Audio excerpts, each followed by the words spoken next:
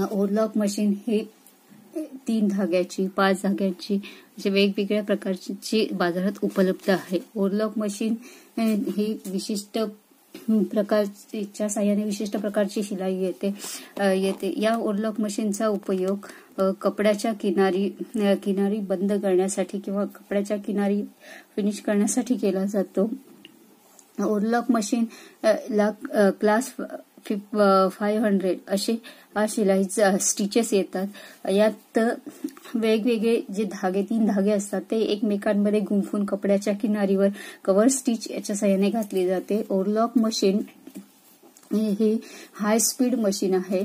1000 ते 9001 रॅम्प च्या स्पीडने हे चालते।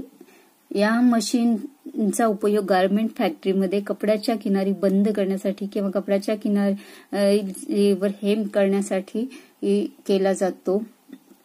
ओव्हरलॉक मशीन ही वेगवेगळ्या पद्धतीची आहे। त्याच्या साहाय्याने वेगवेगळ्या पद्धतीचे टाके घातले जातात। त्यात एक आहे 1 थ्रेड ओव्हरलॉक, दुसऱ्या 2 thread overlock, 3 thread overlock, 4 thread overlock आणि 5 थ्रेड ओव्हरलॉक। या ओव्हरलॉक मशीनला वेगवेगळे पार्ट्स आहेत। त्यामध्ये पहिलं आहे निडल बार। निडल बार म्हणजे ज्या भागाला सुई जोडली जाते त्या भागाला निडल बार म्हणतात। त्यानंतर आहे थंब स्क्रू जे प्रेशर फूटचा स्क्रू हे दाब आहे तो नियंत्रित करण्यासाठी त्या थंब स्क्रूचा वापर केला जातो। त्यानंतर आहे प्रेशर फूट बार। प्रेशर फूट बारचा वापर प्रेशर फूट जोडण्यासाठी करतात। त्यानंतर आहे थ्रेड कटर।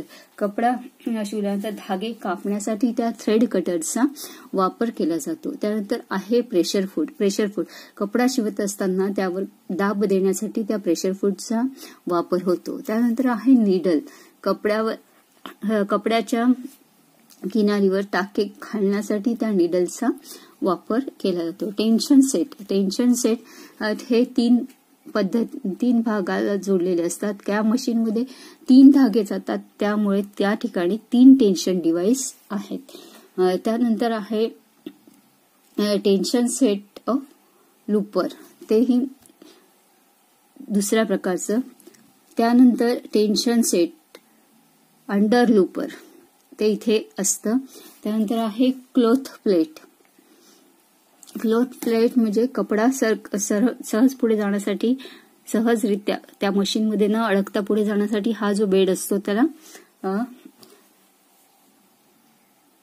क्लॉथ प्लेट असे म्हणतात। त्यानंतर आहे साइड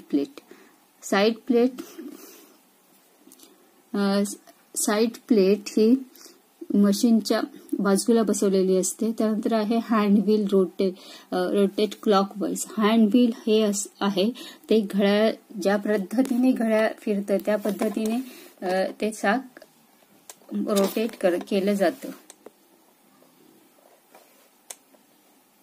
त्यानंतर आहे फीड रेशो या इथे असतं त्याच्याने साइड। त्यानंतर आहे साइड ग्लास, हे वरच्या बाजूला तेल टाकण्यासाठी जे होल्स असतात त्या ठिकाणी ते साइड ग्लास विंडो असते। त्यानंतर लोअर अँड अप्पर नाईफ, या ठिकाणी लोअर आणि अप्पर नाईफ बसवला असतो। कपडा वर ओव्हरलॉक करत असताना कपडा सरळ रेषेमध्ये कट करण्यासाठी त्या नाईफचा वापर केला जातो। आता ह्या ओव्हरलॉक मशीनमध्ये कशा पद्धतीने धागा ओवला जातो तर सुईत जाणारा धागा आहे हा या पद्धतीने रेळ्यामधून येऊन या टेन्शन डिव्हाइस मध्ये जातो। नंतर या स्पूलमध्ये पिनमध्ये जातो, त्यानंतर तो सुईमध्ये ओवला जातो। त्यानंतर दुसरा धागा जो आहे इथून या होलमध्ये येतो, या होलमधून या टेन्शन डिव्हाइस मध्ये जातो।